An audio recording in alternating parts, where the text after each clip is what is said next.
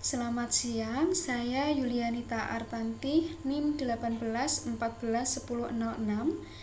Dalam video kali ini saya akan memaparkan proposal skripsi saya yang dibimbing oleh dosen pembimbing pertama saya, yaitu Bapak Nuryadi SPD SI MPD, dan dosen pembimbing kedua saya yaitu Ibu Nafida Heti Marhani MPD. Judul skripsi saya adalah pengembangan media pembelajaran interaktif berbasis Android untuk meningkatkan prestasi belajar siswa pada materi teorema Pythagoras. Latar belakang penelitian ini didasarkan dengan pentingnya pendidikan dalam membangun masyarakat yang cerdas dan berkualitas. Dalam pendidikan di sekolah, tentunya peserta didik akan mengikuti berbagai mata pelajaran yang telah ditetapkan.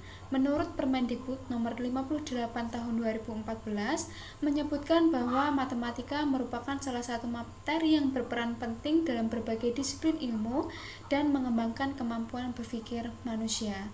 Namun, kenyataannya seperti yang disampaikan dalam Muniasi 2019, kondisi real pembelajaran matematika selalu mengalami permasalahan atau kelemahan-kelemahan yang harus ditanggulangi. Kelemahan-kelemahan yang terjadi dapat mengakibatkan rendahnya prestasi belajar peserta didik. Pada hasil penelitian awal yang dilakukan di SMP Negeri 1 Gamping menunjukkan bahwa prestasi belajar peserta didik masih rendah. Dibuktikan dengan wawancara kepada salah satu guru SMP matematika di SMP Negeri 1 Gamping, yaitu Pak Harto, dan kemudian diyakinkan kembali dengan hasil nilai rata-rata penilaian tengah semester yang dilaksanakan pada tanggal 28 September 2021. Nilai rata-rata tersebut menunjukkan di angka 56,74. Nilai ini masih jauh di bawah kriteria kentuntasan minimal, yaitu 75. Dari data tersebut menunjukkan bahwa prestasi belajar di SMP Negeri 1 Gamping masih rendah. Kemudian media pembelajaran yang digunakan masih sederhana karena beliau belum dapat melakukan pengembangan karena pengetahuannya yang rendah terhadap teknologi.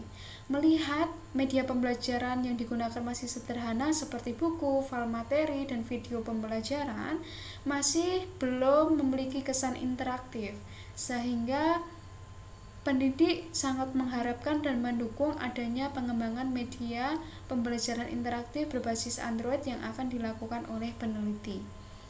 Alasan saya memilih Android adalah didasarkan oleh hal yang disampaikan Kementerian Komunikasi dan Informatika bahwa 89% penduduk Indonesia menggunakan smartphone. Dalam DONI 2019, salah satu operasi smartphone yang sangat diminati adalah Android. Kemudian, alasan saya memilih materi teorema Pythagoras seperti yang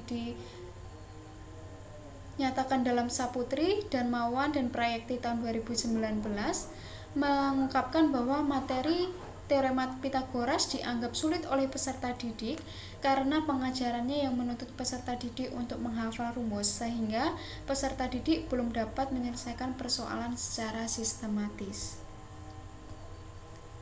Identifikasi masalah dalam penelitian ini yang pertama, kurangnya media pembelajaran yang digunakan pendidik untuk meningkatkan prestasi belajar siswa.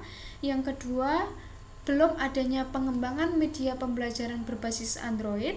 Yang ketiga, belum adanya pengembangan media pembelajaran interaktif. Dan yang keempat adalah kurangnya media pembelajaran yang menarik dan menyenangkan untuk meningkatkan antusiasme peserta didik. Batasan masalah yang pertama, produk yang dikembangkan berupa aplikasi berbasis Android. Yang kedua, media yang dikembangkan membahas materi teorema Pythagoras kelas 8 semester 2. Dan yang ketiga, media yang dikembangkan difokuskan untuk meningkatkan prestasi belajar peserta didik. Rumusan masalah dalam penelitian ini yang pertama adalah bagaimana pengembangan media pembelajaran interaktif berbasis Android untuk peserta didik kelas 8 SMP. Yang kedua, apakah pengembangan media pembelajaran interaktif berbasis Android pada materi teorema Pythagoras kelas 8 SMP memenuhi kriteria valid?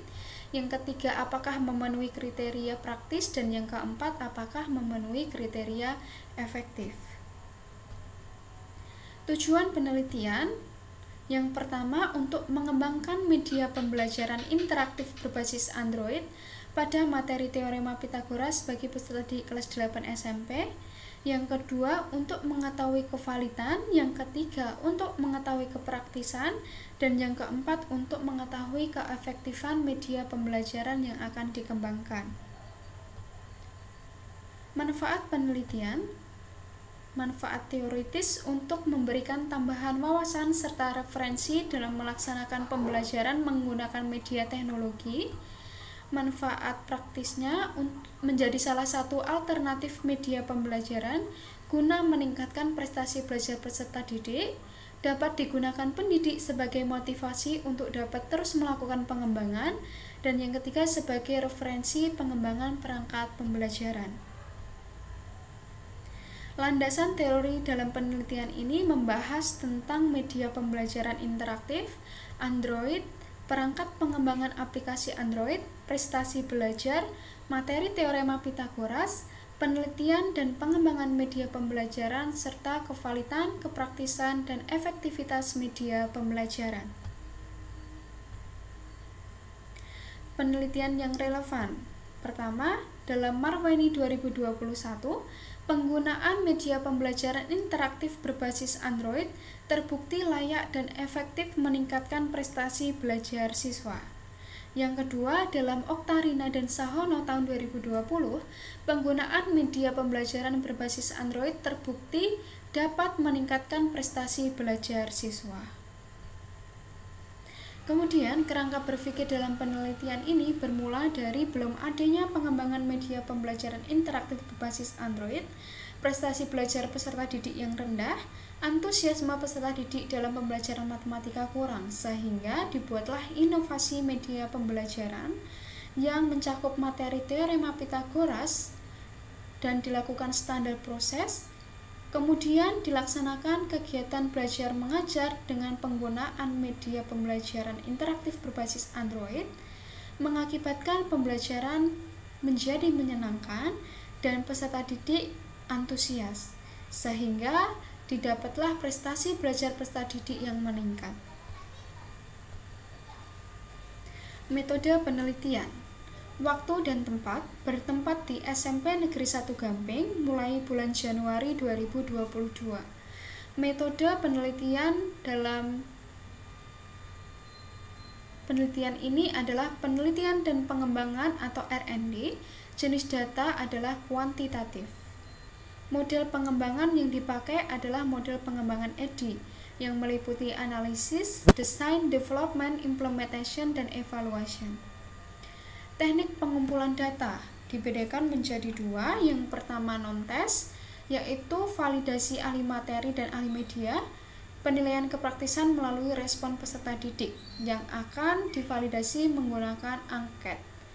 Kemudian teknik pengumpulan menggunakan tes, yaitu terdiri dari pretest dan potes, tujuannya untuk meneliti peningkatan prestasi belajar peserta didik. Nah, itu pemaparan proposal skripsi saya. Ada kurang dan lebihnya saya mohon maaf. Terima kasih.